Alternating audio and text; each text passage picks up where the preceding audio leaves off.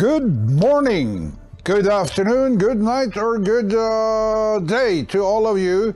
Document News is back with Charles Ortel from New York. He's on the line. Welcome back to you, Charles. It's been a big week and it is a big day. And to our international viewers, I think that I will show that we're truly an international broadcast. So I have a clip from Sky News Australia to put everyone to get ready for what we're going to talk about today. Well, it has finally happened. One of Hunter Biden's former business partners has sat for a 4-hour interview with the House Oversight Committee. Devon Archer, a former business associate of Hunter Biden's, has made multiple bombshell accusations against the president. He sat for an hours-long interview with the House Oversight Committee to reveal that, yes, Joe Biden could have known about his son's overseas business deals because he was contacted multiple times. Throughout the 2020 presidential campaign to now, the president has always maintained he has never spoken to his son about his overseas business deals, he wasn't involved himself, and that no one in his family has ever pocketed money from China. This declaration has been called into question many times, and today is no different.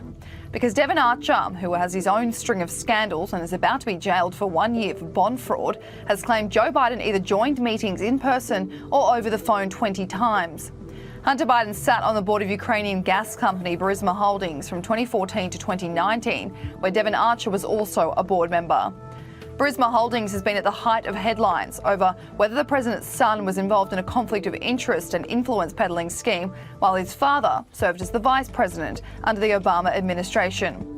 While the transcript of the 4-hour interview has not been made public yet, Chairman James Comer has released the key takeaways from it. He opened that Joe Biden lied to the American people when he claimed to have no knowledge of his son's business deals, elaborating that the now president was the brand that his son sold around the world to enrich the Biden family. Biden the brand. This is a news of unreachable or untellable consequences. You're much closer, Charles. You were much closer, and I know that you follow this in detail. Walk us through, first of all, this testimony, please. Well, it's long awaited and long overdue. Those of us who have any familiarity with business understand that, unfortunately, today, and maybe not for much longer, the federal government of the United States of America, in particular top officials in it, wield enormous power to either make life difficult for countries or companies controlled by countries that want to get in the way of U.S. objectives, or alternatively, to make the owners of these companies and the governments involved a lot richer and a lot more powerful by working with them. And what we see here in the Biden family so far is that we have a bunch. I like now to refer to Joe Biden with his fake teeth as choppers, the blinding white teeth. Here's a guy who could barely remember what he did yesterday. He doesn't know how to follow decisions given to him in these meetings. He failed, for example, to sign the executive order on manufacturing in the big meeting they had recently with all these people. Just wandered off without finishing his job. Here's a guy who, in real life, has never accomplished anything in the private sector legitimately. He's never made a legitimate dollar. He's never built a legitimate business. But somehow this guy has at least 2 mansions that we know of, each of which is more than $1 million in cost to buy and probably hundreds of thousands taken together to maintain. How did he come by all this wealth? And I think the answer is that donors were more than happy to pay off members of his family to get the favors that they got. And if we really were to get into it the way I like to get into it, we'd discover that the Biden family got paid off cheaply. In other words, the donors got a lot more money for the amounts of money sent towards the Bidens than the Bidens should have gotten, frankly, for giving away the favors that they did get. So he's not the only politician in America or in the advanced economies who does this. I think there are a lot of dynastic political families who get rich off the project, which really accelerated starting in 1988 to let China lead the world. Charles, I think we have to remind our viewers of today that you and I have been discussing the Biden family, Biden Incorporated, Joe Brandon, for months. And so all our previous broadcasts are available on Rumble. So you might it might be wise to go back and look through our previous broadcasts again. But back to the testimony, and the testimony should ideally be out for everyone to read. I've personally seen a few offline transcripts, but I want to before we continue, Charles, I checked on google.no today, 8 o'clock Eastern Central Time, and besides document, not one news outlet, not one media outlet in Norway had one word about Devon Archer's testimony. Of course, it goes without saying, no one spoke about Biden in the Norwegian media today.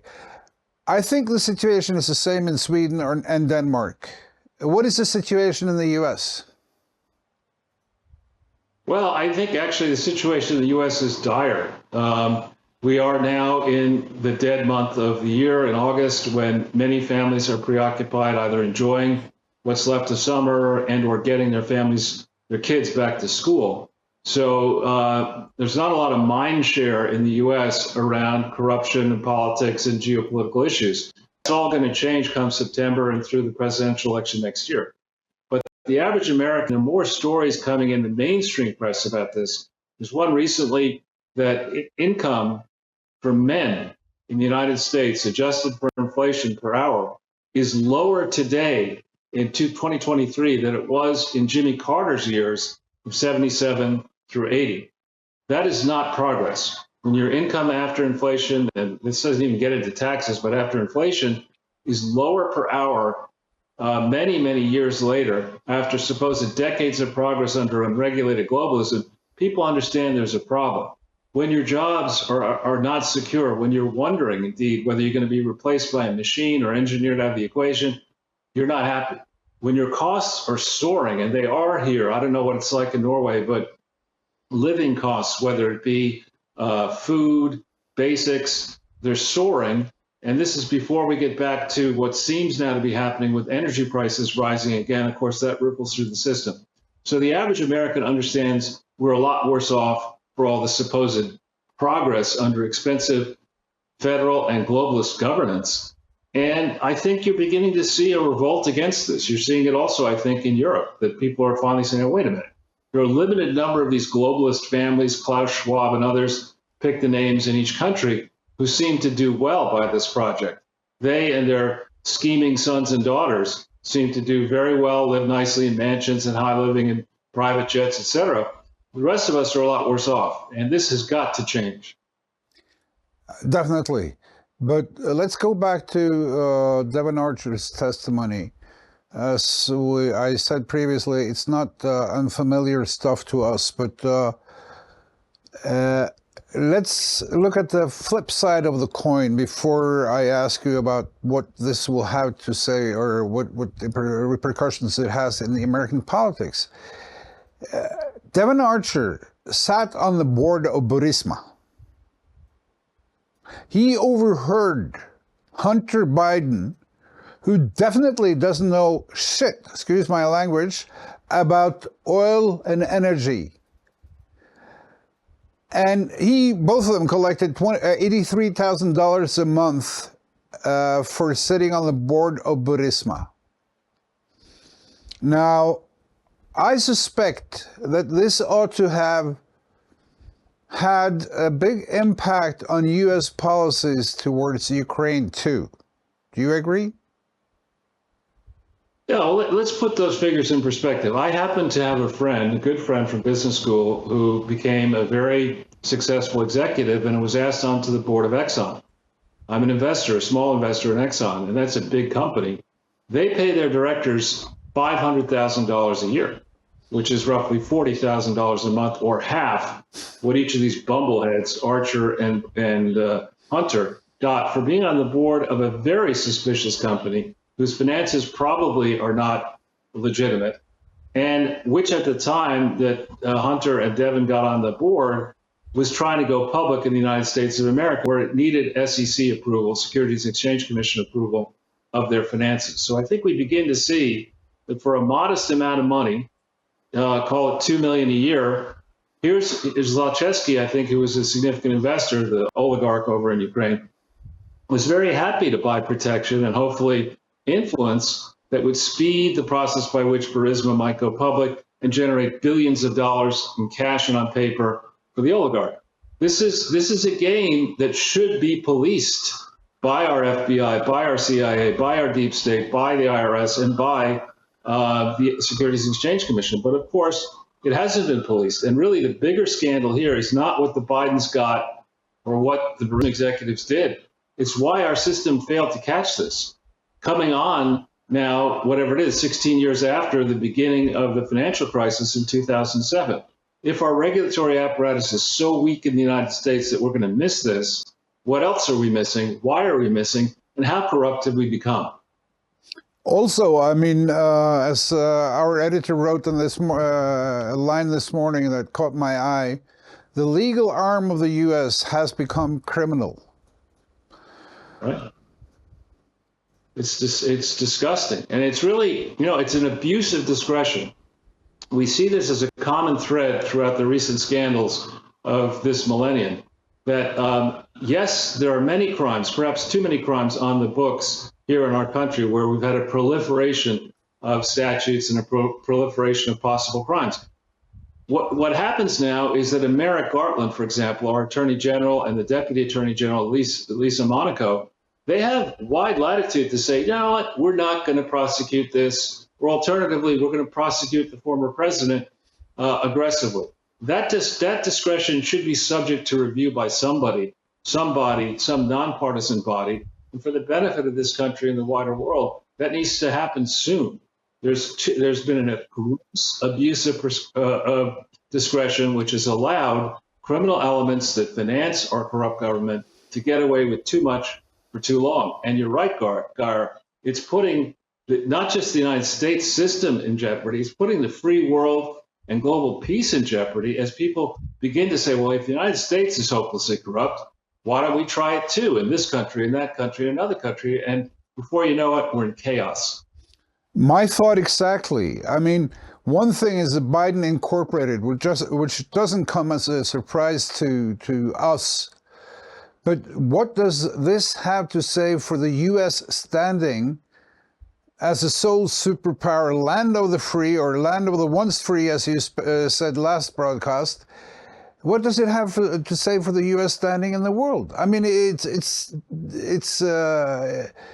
going to totally destroy all the reputation that the U.S. have built up over 2 centuries and more than that. I mean, you start, excuse my words, Charles, but you start to look more and more like a banana republic. I think we'd be lucky to be a banana republic. We can't even grow bananas in America, maybe except in Hawaii or possibly Florida. I mean, look, for example, to make your point, I think, very starkly, recently, our State Department announced that all personnel in the State Department and all Americans need to get the hell out of Haiti. That's a banana republic.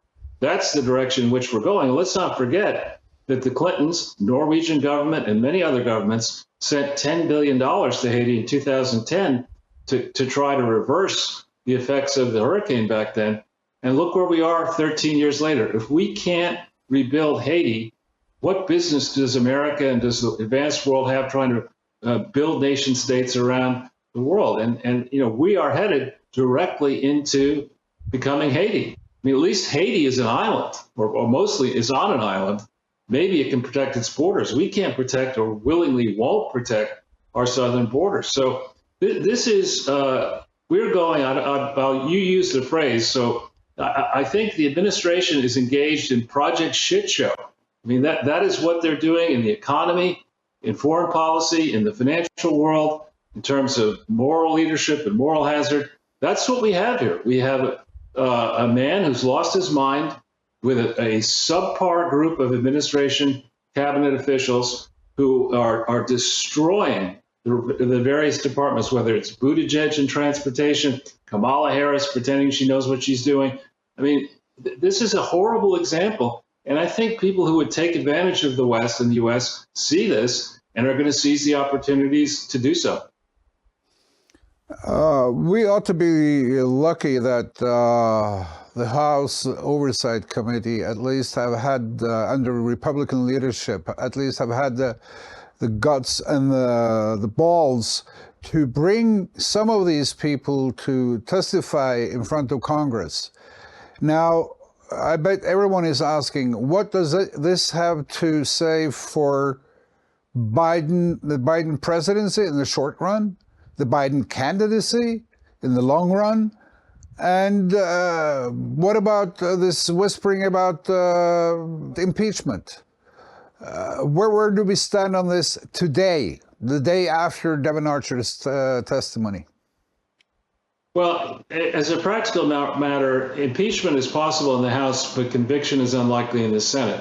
And I think where we're going is to a place akin to 1974 with Nixon, where while Biden may or may not be guilty of high crimes and misdemeanors, it's certainly looking as if any kind of serious inquiry into the ways in which the Biden family manifestly acquired their wealth over decades of a career in Senate, Vice President, now President, any kind of serious inquiry is going to render Biden completely unelectable in 2024. And I think Democratic Party elders understand that.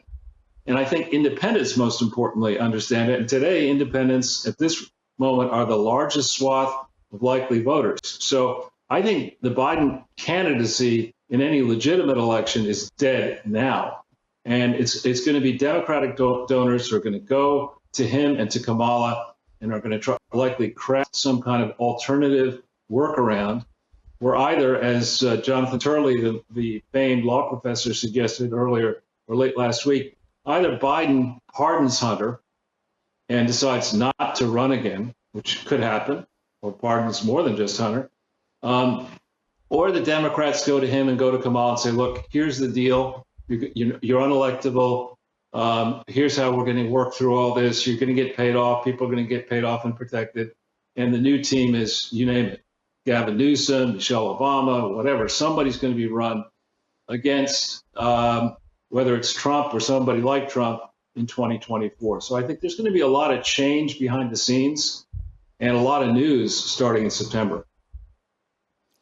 I bet. I mean, you have a nice word for this in English. What appears now is that the raccoon in the White House, the sniffer in the White House, Joe Biden in the White House, has been at the head of the Biden brand Racketeering Incorporated.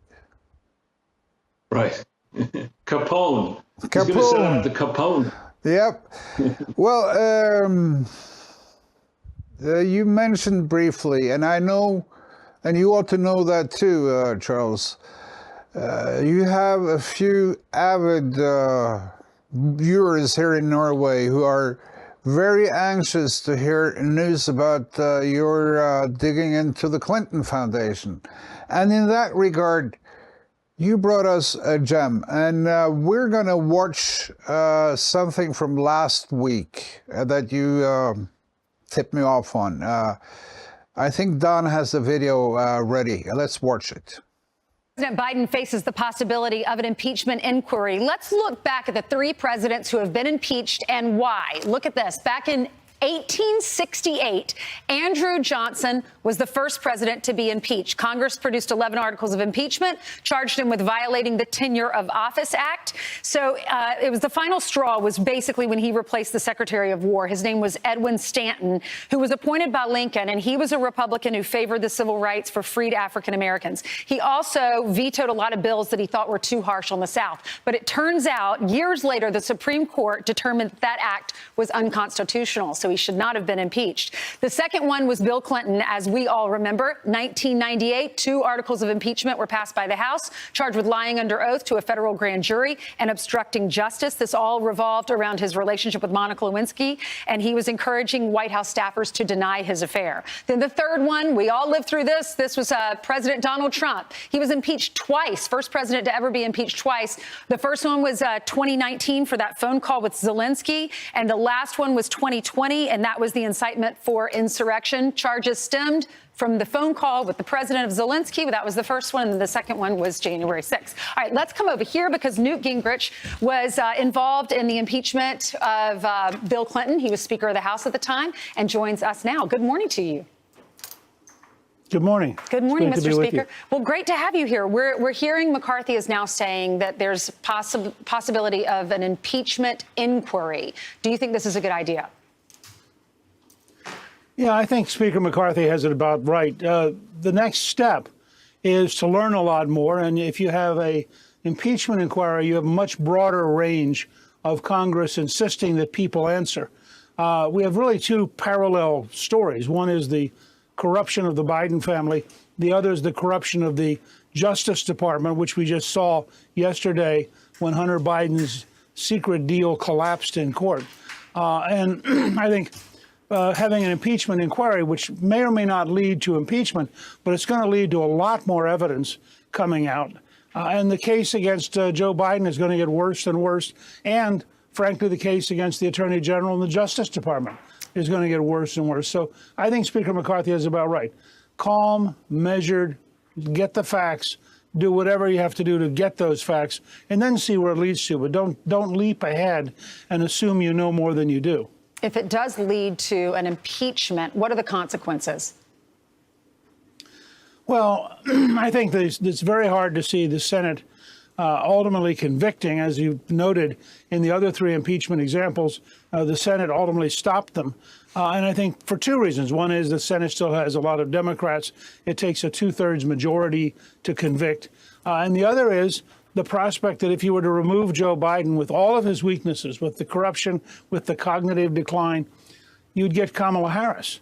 And I think most Americans would agree that Kamala Harris is a much greater danger to the country as president than Joe Biden is. So I think the important thing here, though, is to get out in the open what the facts are. And frankly, the Republicans in the House have an opportunity to stop this whole thing by simply cutting off funding on September 30th for the Justice Department's various activities and insisting that all the records be turned over that relate to the Biden, and I think is ultimately going to go back and relate to the Clinton Foundation. These were 2 centers of corruption that people are going to be shocked at how much money was involved and how many foreigners were involved. These are both cases where foreigners were giving lots of money to U.S. government officials. We deserve to know the details. I mean, if you don't get it out in the open, you're never going to get it cleaned up. Mr. Speaker, thank you for joining us. Interesting, Charles. Interesting indeed. Let's leave Clinton. No, let's leave Biden and the Department of Justice to the Republican majority in the House. Newt Gingrich came with some good advice there. But I would like to speak to you about the Clinton Foundation and your work into their dealings. I don't think I say too much if I reveal that you've been to Norway a few times just in this regard, haven't you? Yeah, I mean, I think the story of the Clinton Foundation is a story that the Biden family and people close to the Bidens, the Obamas, and the Bushes watched closely. You picked the Clinton Foundation up. It was organized or incorporated on October 23rd, 1997. Right after the UK and the US unwisely allowed Hong Kong, the lease with Hong Kong, to be terminated prematurely and Hong Kong to basically be returned to the Chinese. If we follow the trajectory, the arc of history, as Obama likes to say, from July 1st, 1997 forward, what we see is the Chinese Communist Party enriched and the American worker, Western workers impoverished. We see jobs migrating to to China and also to India. And we see people around China and India Inc. giving lots of money to the Clintons. I would guess if we really had a serious investigation to the Bush interests, to the Obama interests, to a certain extent, possibly to the Trump interests. And who's worse off? We, the massive American private sector workers and Western workers, are a lot worse off. And so actually, last week when I was on, I mentioned that I had a story coming out in the American Thinker that was picked up by Zero Hedge and Rantingly and Lucien.com. And I've got another piece brewing today that I hope will be released tomorrow, pointing to some curious events in December and November of 2008, after the election when Obama won, and before the inauguration when he was installed and when Hillary was installed as Secretary of State. There's a lot of curious things that were happening in China back then. And one thing that connects the Clinton Foundation to the Bidens is the degree with which the Clintons have been enriched by the Chinese, and now the Bidens apparently by the Chinese itself. It's the same playbook. You find malleable politicians. The Clinton family was technically bankrupt while he was president. Instantly he leaves, and suddenly he's doing speeches, and they're getting book deals. They're getting off-market investment opportunities. That was something that happened. It's been well documented. They haven't been prosecuted yet. And I think other politicians inside and outside the U.S. watched this and said, we can do this. This is great. This globalism project's fantastic. We're national leaders. We can get put into positions of great authority. We could set up our own foundations. Those foundations are never audited properly. Money gets sent towards those foundations and it disappears. Nobody's the wiser. And this process needs to be stopped. Governments around, in particular government donors like the government of Norway and other big governments that are massive foreign aid providers, need to be more careful with their money. There's no point sending hundreds of millions to these grand projects or billions of dollars to these grand projects only to have it stolen and only to have at the World Health Organization, UNITAID, and other places to have the intended vulnerable populations get a lot worse off because they're given bad drugs or the drugs never even get there. There needs to be some real policing of these gigantic globalist schemes, and that hasn't happened yet. And shame on the donors who continue to fund these crooked schemes, whether they're in America, Geneva, or elsewhere. Have you ever noticed that mainstream media isn't doing their job?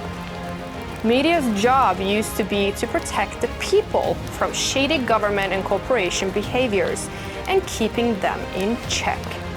But the mainstream media are now protecting them against you. Document News is 100% free and independent media house funded by the people, working for the people.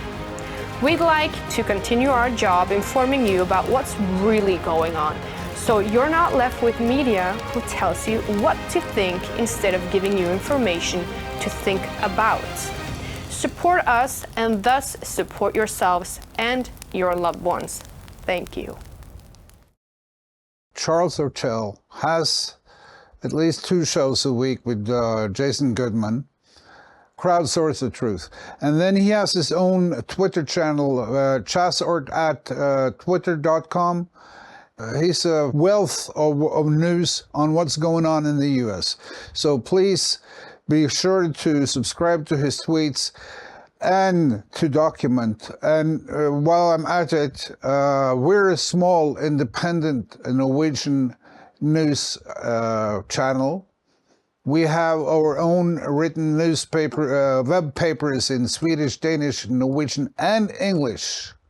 We're not able to update all the other sites except document.no on a daily basis because we're independent. So please, if you have anything extra, if you'd like to donate some money for us continuing to dig in U.S. affairs, international affairs, UN affairs, etc., you have a possibility to donate through PayPal at document.no. Then back to you, Charles, and back to what you're doing. I heard something today that I'm not sure that we have managed to write about, but I think you're in a very good position to answer if that's true. Is it true that Chinese companies listed on the U.S. stock exchange, on various U.S. stock exchanges, are exempt from due diligence? Well, I think that most companies that trade on U.S. stock exchanges are not subject to the type of extremely rigorous diligence that professional investors would perform if they had the opportunity to make substantial investments. That is to say, there are many, many companies listed on our exchanges. There are only so many accountants at the SEC, and there's really limited ability from the outside to get to the bottom of what's going inside a multinational company, particularly one based in China, if it has operations there and operations around the world. This is something I experienced before I retired in 2002, investing myself. I mean, you really have to have a strong team that's determined to get to the bottom of what's going on in these complex multinational companies. I don't think we have that. I think scoundrels understand that. And I think that there's another reckoning to come along the lines of 2007 to 9 for the global markets. It just hasn't happened yet. Speaking about the stock exchanges, I don't know if you had time to watch the New York Stock Exchange, or has there been any reactions in the markets after last night's testimony? It was muted this morning. Things can move very rapidly. There is an upward trend now in interest rates. Interest rates, which are, of course, key, and U.S. dollar interest rates are approaching on the 10-year maturity in the treasuries around 4%. That is way higher than it was at the beginning of the Biden presidency. More importantly, mortgage rates are soaring, which is putting a damper on the housing market. That's a very big piece of the American economy and the consumption market. So we're in a very dangerous place, and I think few people who understand economics and finance have any confidence in Janet Yellen and her team. Jay Powell, the head of our Federal Reserve, has a mixed result, I think, in shepherding the situation of our financial system. So I go back to a point I made earlier. People are focused now on cookouts, on whether they have the books ready for their kids and the clothes ready for their kids.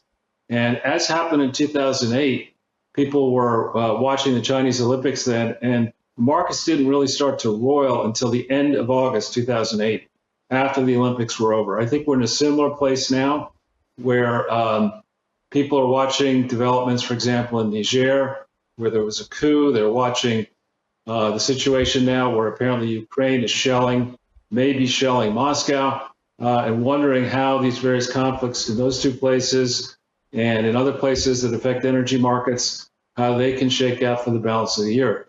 So this is not a time to be leveraged, borrowing money to make speculative investments, thinking that stock prices are going to soar even higher. I think it's a time to be cautious. As you know, Charles, I lived in Galveston, Texas, and I had a rather small hurricane or two down there back in the 70s. And I worked in Haiti after the earthquake there.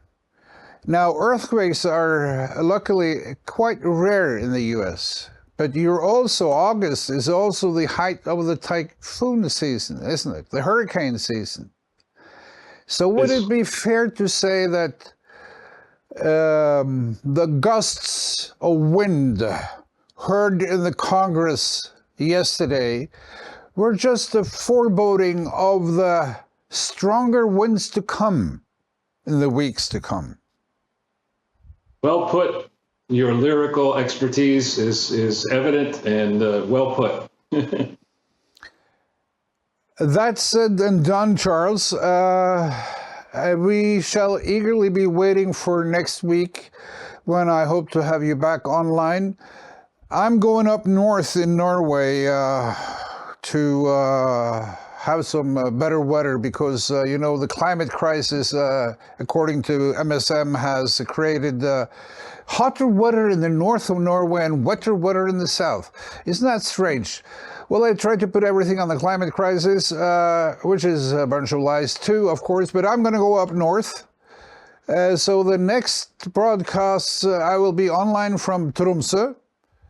And I hope to see, and I think you will be in Oslo, so we will meet virtually in the same country at least this coming month. Have a beautiful evening, Charles. Always great to have you. I look eagerly forward to have you back. In the meanwhile, keep track on Crowdsource the Truth and document.news. We'll be back. Thank you.